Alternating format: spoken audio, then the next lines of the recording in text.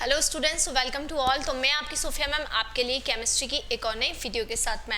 तो जैसे कि हम यहाँ पर पढ़ने वाले हैं, हमारा जो टॉपिक है वो हम आगे कंटिन्यू करने वाले हैं। लास्ट वाली वीडियो के अंदर मैंने आपको पढ़ाया था यहाँ पर ज्योमेट्री मैंने आपको पढ़ाई थी कंपाउंड्स के अंदर। कि कंपाउंड्स के अंदर हम जो ज्योमेट्री पढ़ते हैं वो ज्योमेट्री हम किस तरीके से पढ़ते हैं, ये हमने आपको लास्ट वाली वीडियो के अंदर पढ़ाया था। आज मैं उसी के कुछ और क्वेश्चन है डिफरेंट वाले, वो मैं आज आपको प्रैक्टिस करवाने वाली हूँ। Just a second.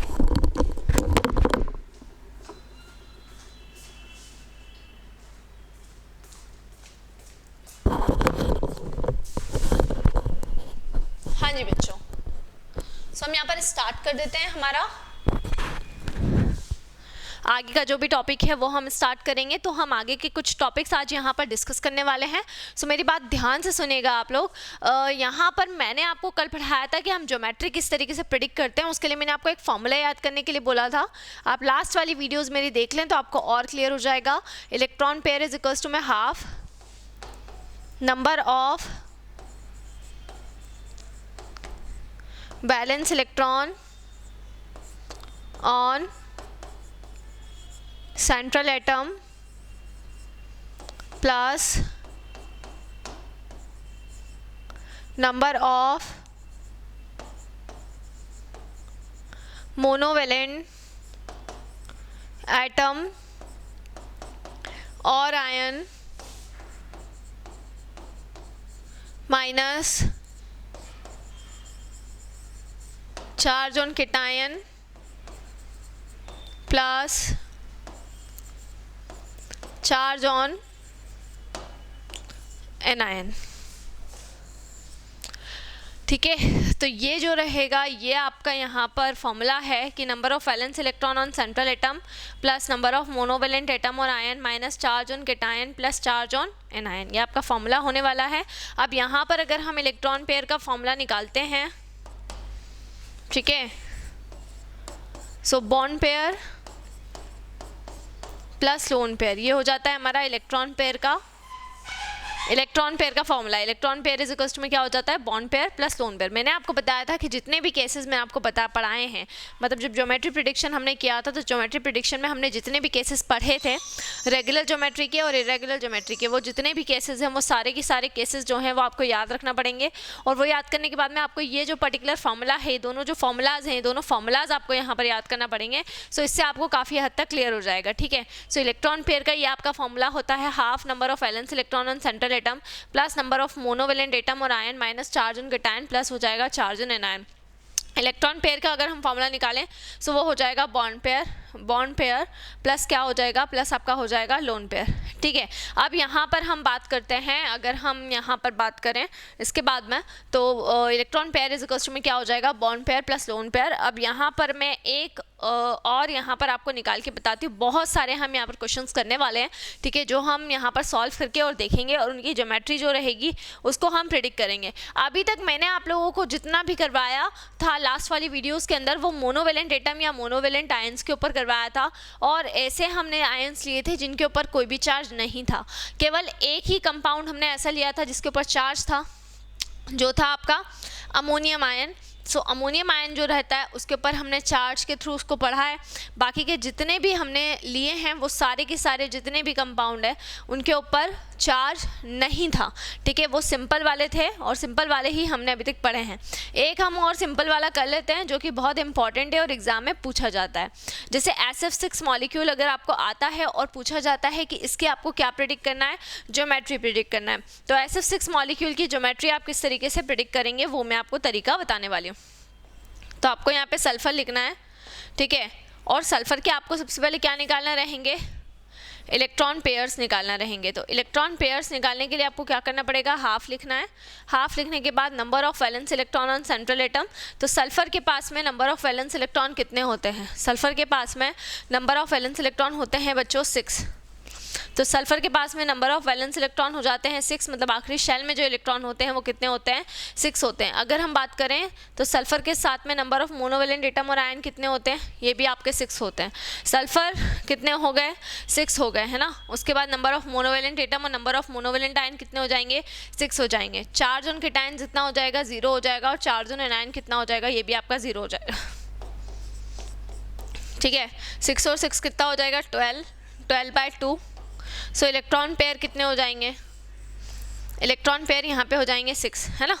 Electron pair कितने हो गए, इलेक्ट्रॉन पेयर यहाँ पर 6 हो गए हैं। अगर हम बात करते हैं बॉन्ड पेयर्स की, सो यहाँ पे बॉन्ड पेयर्स कितने हो जाएंगे, बॉन्ड पेयर यहाँ पर 6 हो जाएंगे। और अगर हम बात करेंगे लोन पेयर की, तो लोन पेयर कितने हो जाएंगे, लोन पेयर यहाँ पर 0 हो जाएंगे। अगर हम ज्योमेट्री की बात करते हैं तो ज्योमेट्री क्या हो जाएगी, अगर हम बात करें, देखो इलेक्ट्रॉन पेयर 6 हैं और बॉन्ड पेयर भी अगर 6 हो जाते हैं तो ज्योमेट्री क्या हो जाएगी, ज्योमेट्री यहाँ पे हो जाएगी ऑक्टाहेड्रल। यहाँ पे कौन सी ज्योमेट्री हो जाएगी, ज्योमेट्री यहाँ पे हो जाएगी ऑक्टाहेड्रल। तो यहाँ पे जो ज्योमेट्री हमको देखने को मिलेगी वो ज्योमेट्री यहाँ पर क्या कहलाएगी, वो ज्योमेट्री आपकी ऑक्टाहेड्रल कहलाएगी। ठीक है, अब यहाँ पर अगर हम बात करें तो ऑक्टाहेड्रल हम कैसे बनाएंगे, सल्फर को हम सेंटर पे ले लेंगे और इस तरीके से आसपास ये बॉन्ड लगा दिए, और सभी जगह पे हमने किसको ले लिया है, फ्लोरीन फ्लोरीन फ्लोरीन फ्लोरीन और फ्लोरीन को ले लिया है, और यहाँ पे आपका बन जाएगा ऑक्टाहेड्रल, है ना। तो जितने भी आपके 6 फ्लोरीन के एटम्स हैं, है ना, तो 6 की 6 जो फ्लोरीन एटम्स रहेंगे उनको हम आसपास करके क्या कर देंगे, अटैच कर देंगे, और ये आपका क्या बन जाएगा, ये आपका बन जाएगा ऑक्टाहेड्रल। ठीक है, सो हमको इलेक्ट्रॉन पेयर का फॉर्मूला लगाना है, half number of valence electron on central atom plus number of monovalent atom और ion minus charge on cation plus charge on anion. Electron pair का फॉर्मूला हो जाएगा bond pair plus lone pair. हम SF6 molecule जो आपका रहेगा उसके अंदर हम निकालेंगे, तो electron pair is equal to में हाफ, सल्फर के पास में आखिरी शेल में कितने इलेक्ट्रॉन्स रहेंगे, 6, और फ्लोरीन कितने हो जाएंगे, 6। तो 6 और 6 कितना हो जाएगा, 12 हो जाएगा, तो 12/2 हो गया है। और इसको जब हम सॉल्व करेंगे सो ये यहाँ पे कितना हो जाएगा, ये यहाँ पे 6 हो जाएगा। तो इलेक्ट्रॉन पेयर कितने हो जाएंगे, इलेक्ट्रॉन पेयर 6 हो जाएंगे। बॉन्ड पेयर की अगर हम बात करें तो वो 6 हो जाएंगे, और लोन पेयर्स की अगर हम बात करते हैं तो वो कितना हो जाएगा, 0। ज्योमेट्री हो जाएगी बच्चों ऑक्टाहेड्रल, और इस तरीके से यहाँ पर क्या हो जाएगा, यहाँ पे आपका शेप आ जाएगा। ठीक है, इतना आप लोगों को समझ में आ गया, यहाँ तक आप लोगों को कोई भी दिक्कत नहीं होनी चाहिए। इसके बाद मैं अगला कंपाउंड मैं आपको बताने वाली हूँ SF6 को छोड़ के।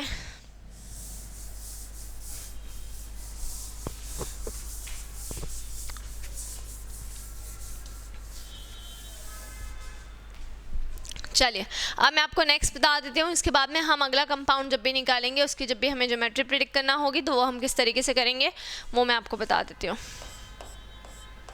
सो SF6 के बाद में अगर हम बात करें, अब हम लेते हैं ऐसे कंपाउंड्स लेंगे जिसके अंदर क्या आते हों, जैसे कुछ जिनॉन के जो कंपाउंड्स हैं वो सबसे ज़्यादा एग्जाम में पूछे जाते हैं और एग्जाम में उसके बहुत सारे क्वेश्चंस आते भी हैं। सो हम उसी की ज्योमेट्री प्रेडिक्शन यहाँ पर देख लेते हैं। देखिए जिनॉन टेट्राफ्लोराइड की अगर हम बात करें, यानी XeF4 अगर हम ले लेते हैं, अब इसमें अगर हमको ज्योमेट्री प्रिडिक्ट करना है तो कल मैंने आपको ग्रुप वाइज बताया था कि अपन बैलेंस इलेक्ट्रॉन जो भी होते हैं वो ग्रुप वाइज कैसे कैलकुलेट करते हैं। तो हम यहाँ पे फॉर्मूला लगा देंगे इलेक्ट्रॉन पेयर का, half number of valence electron on central atom. Central atom के पास में कितने नंबर ऑफ वैलेंस इलेक्ट्रॉन हो जाएंगे, 8 नंबर ऑफ वैलेंस इलेक्ट्रॉन हो जाएंगे।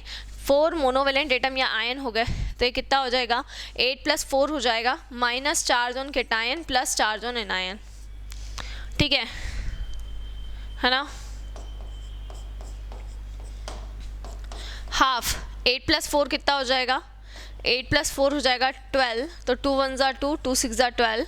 ठीक है, तो इलेक्ट्रॉन पेयर कितने हो जाएंगे, इलेक्ट्रॉन पेयर हो जाएंगे 6। ठीक है, इलेक्ट्रॉन पेयर हो जाएंगे 6। बॉन्ड पेयर कितने हो जाएंगे, देखो इसमें से बॉन्ड पेयर कितने हैं, 4 फ्लोरीन जुड़े हुए हैं बेटा, 4 फ्लोरीन जुड़े हुए हैं। सो बॉन्ड पेयर कितना हो जाएगा, बॉन्ड पेयर हो जाएगा 4, और लोन पेयर कितना हो जाएगा, लोन पेयर हो जाएगा 2। तो इलेक्ट्रॉन पेयर कितने हो जाएंगे, इलेक्ट्रॉन पेयर हो जाएंगे 6, है ना। बॉन्ड पेयर कितने हो जाएंगे, बॉन्ड पेयर हो जाएंगे 4, और लोन पेयर हो जाएगा यहाँ पे 2। अब इसके अंदर अगर हम निकालते हैं तो कैसे निकालेंगे, जिनॉन को रख देंगे सेंटर पर। कितने बॉन्ड पेयर्स हैं, 4 बॉन्ड पेयर हैं, तो चारों कॉर्नर पे क्या आ जाएगा, चारों कॉर्नर पे फ्लोरीन फ्लोरीन फ्लोरीन फ्लोरीन आ जाएगा, जितने भी चारों कॉर्नर है उस पर फ्लोरीन फ्लोरीन, क्योंकि जब इलेक्ट्रॉन पेयर 6 होते हैं सो ज्योमेट्री कैसे जाना चाहिए बच्चों, ऑक्टाहेड्रल फॉर्म में जाना चाहिए। और ऑक्टाहेड्रल में कभी भी जो लोन पेयर्स होते हैं वो इन चारों कॉर्नर्स पे कभी भी नहीं आते। मैंने पहले ही आपको बताया था कि जब भी हम ऑक्टाहेड्रल के अंदर ज्योमेट्री निकालेंगे सो ऑक्टाहेड्रल के अंदर कभी भी ये जो 4 कॉर्नर्स रहते हैं, इन चारों कॉर्नर्स के ऊपर कभी भी लोन पेयर्स ऑफ इलेक्ट्रॉन नहीं रहेंगे। वो लोन पेयर्स ऑफ इलेक्ट्रॉन या तो टॉप पर आएंगे और बॉटम पर आएंगे।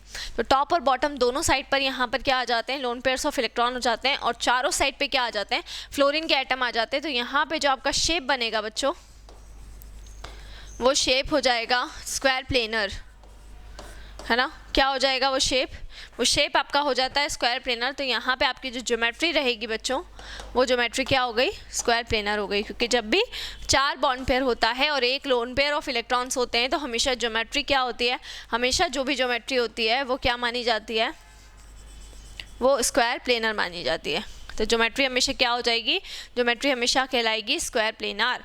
क्लियर है, तो इतना आपको समझ में आ गया होगा। ये XeF4 हो गया है। नेक्स्ट हम बात कर लेते हैं इसके बाद में, तो ये ज़ीनॉन का एक कंपाउंड था। एक XeF6 भी बता देती हूँ आप लोगों को ताकि वो भी एकदम क्लियर हो जाए, आपको निकालना आ जाए।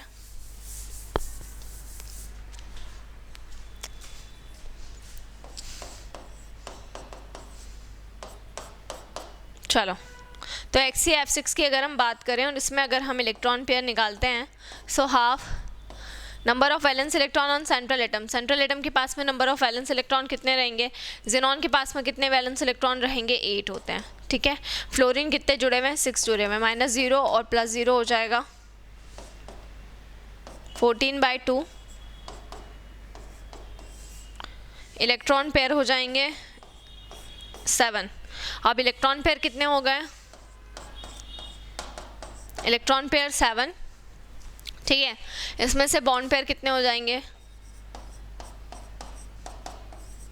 बॉन्ड पेयर हो जाएंगे 6 और लोन पेयर कितना हो जाएगा, लोन पेयर हो जाएगा 1। तो इलेक्ट्रॉन पेयर हो गए हैं 7, बॉन्ड पेयर हो गए हैं 6 और लोन पेयर ऑफ इलेक्ट्रॉन कितने हो गए, लोन पेयर ऑफ इलेक्ट्रॉन हो गए हैं 1।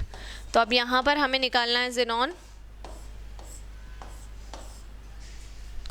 चलिए, तो यहाँ पर 6 फ्लोरीन के जो एटम्स हैं वो आकर जुड़ जाएंगे। तो जितनी भी जगह पर रहेंगी कॉर्नर्स उन सभी पर 6 जो हैं वो फ्लोरीन आ गए, देखिए इस तरीके से। और इतना होने के बाद जो एक लोन पेयर ऑफ इलेक्ट्रॉन बचेगा वो यहाँ पर आ जाएगा। सो इसको हम क्या बोलते हैं, इसका जो शेप होता है उसको बुलाया जाता है डिस्टॉर्टेड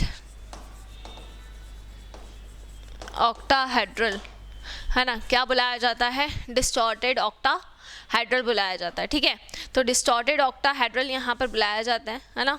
अब यहाँ पर अगर हम बात करते हैं XeF6 की, हमने बात करी electron pair is equals to में हाफ 8 + 6 -0 + 0। इलेक्ट्रॉन पेयर कितना हो जाएगा, 7 हो जाएगा, है ना। इलेक्ट्रॉन पेयर 7, बॉन्ड पेयर 6 और लोन पेयर 1, है ना। तो बॉन्ड पेयर 6 होंगे और लोन पेयर 1 होंगे, तो यहाँ पर ज्योमेट्री क्या हो जाएगी, डिस्टॉर्टेड ऑक्टाहेड्रल। यहाँ पर क्या हो जाएगी, ज्योमेट्री हो जाएगी। देखो ये तो मैंने आपको सिंपल वाले जो मॉलिक्यूल्स होते हैं वो बता दिए। अब मैं आपको बताऊंगी कि जब हमको मोनोवेलेंट एटम नहीं आता है, जब हमको डाईवेलेंट एटम आ जाता है ना, तब हम उसकी ज्योमेट्री कैसे निकालेंगे। डाईवेलेंट एटम अगर आता है, जैसे फॉर एग्जाम्पल के लिए हम यहाँ पर ले लेते हैं बच्चों CO2। अब आपको CO2 में ज्योमेट्री प्रिडिक्ट करना है, तो CO2 में आप ज्योमेट्री किस तरीके से प्रिडिक्ट करेंगे ये हमको निकालना है। तो CO2 में ज्योमेट्री को प्रिडिक्ट करने के लिए हम यहाँ पे फॉर्मूला लगाएंगे, electron pair is equals to में हाफ सेंट्रल एटम के पास में नंबर ऑफ वैलेंस इलेक्ट्रॉन कितने होंगे, कार्बन के पास में नंबर ऑफ वैलेंस इलेक्ट्रॉन कितने हो जाएंगे, कार्बन के पास में नंबर ऑफ वैलेंस इलेक्ट्रॉन 4 हो जाएंगे, plus number of monovalent atom और आयन कितने हो गए, 0। So number of valence electron on central atom 4 हो गए, नंबर ऑफ मोनोवेलेंट एटम और आयन 0 हो गए। अब यहाँ पर ना केटाइन के ऊपर कोई चार्ज है ना एनाइन के ऊपर। बोले मैम यहाँ 2 ऑक्सीजन जुड़े हैं फिर भी आपने 0 क्यों लगा दिया। तो 2 ऑक्सीजन जुड़ने के बावजूद भी मैंने यहाँ पे 0 इसीलिए लगाया है बच्चों, क्योंकि यहाँ पर हमको मोनोवेलेंट एटम लेना है, यहाँ पर हमको डाईवेलेंट एटम नहीं लेना है। यहाँ पे हमको क्या लेना है, मोनोवेलेंट एटम लेना है। यहाँ पे डाईवेलेंट एटम हमको नहीं लेना है, इसीलिए हम यहाँ पर ऑक्सीजन को कितना ले लेंगे, ऑक्सीजन को हम यहाँ पर 0 ले लेंगे। तो मोनोवेलेंट एटम हमको नहीं लेना है, हमको क्या लेना है, हमको डाईवेलेंट एटम लेना है। तो यहाँ पर हम कितना ले लेंगे, 0 ले लेंगे। सो ये हो जाएगा 4/2। तो 2 × 2 कितना हो गया, 2 2 जा 4, तो इलेक्ट्रॉन पेयर कितने हो गए, इलेक्ट्रॉन पेयर हो गए 2। अब इलेक्ट्रॉन पेयर 2 हो गए हैं, बॉन्ड पेयर कितने हैं, बॉन्ड पेयर भी 2 हैं, क्योंकि 2 ऑक्सीजन जुड़े हुए हैं, तो बॉन्ड पेयर कितने होंगे बेटा, 2 ही होंगे। और लोन पेयर कितने हो गए, 0 हो गए। सो जब इलेक्ट्रॉन पेयर 2 हैं और बॉन्ड पेयर 2 हैं, तो यहाँ पर एक ही सिचुएशन होती है कि यहाँ पे बनेगा आपका शेप कैसा, लीनियर, लेकिन ऑक्सीजन क्योंकि डाइवेलेंट है इसलिए ऑक्सीजन कैसा बॉन्ड बनाएगा, डबल बॉन्ड बनाएगा, और शेप चला जाएगा आपका लीनियर। ठीक है। सो जब भी हमको क्या आएगा, जब भी हमको डाइवेलेंट करके अगर आता है, हमको अगर क्या आया, हमको डाइवेलेंट एटम अगर आया यहाँ पर, तो आपको फिर ये वाले पे 0 लिखना है। नंबर ऑफ मोनोवेलेंट एटम और आयन होते हैं तभी उसको प्लस करना रहता है। अगर आपके डाइवेलेंट एटम और आयन जुड़े हुए हैं तब आपको उसको प्लस नहीं करना है, आपको उसको एज इट इज़ क्या कर देना है, एज इट इज़ आपको उसको वहाँ पर छोड़ देना है। चलिए, तो ये यहाँ तक का जो टॉपिक है ये आपका कंप्लीट हो गया। इसके बाद में हम और कुछ डाइवेलेंट एटम और आयन जो रहेंगे उनकी ज्योमेट्री कैसे प्रिडिक्ट की जाती है ना, वो हम यहाँ पर नेक्स्ट में मैं आप लोगों को बताऊंगी, नेक्स्ट वाली वीडियो के अंदर उसको मैं कंटिन्यू करवाऊंगी। तो जुड़े रहिए हमारे साथ में, और आपको जो भी डाउट्स रहें, जो भी क्वेरीज रहें, उसको बिल्कुल आप कमेंट सेक्शन में डाल सकते हैं। Thank you so much.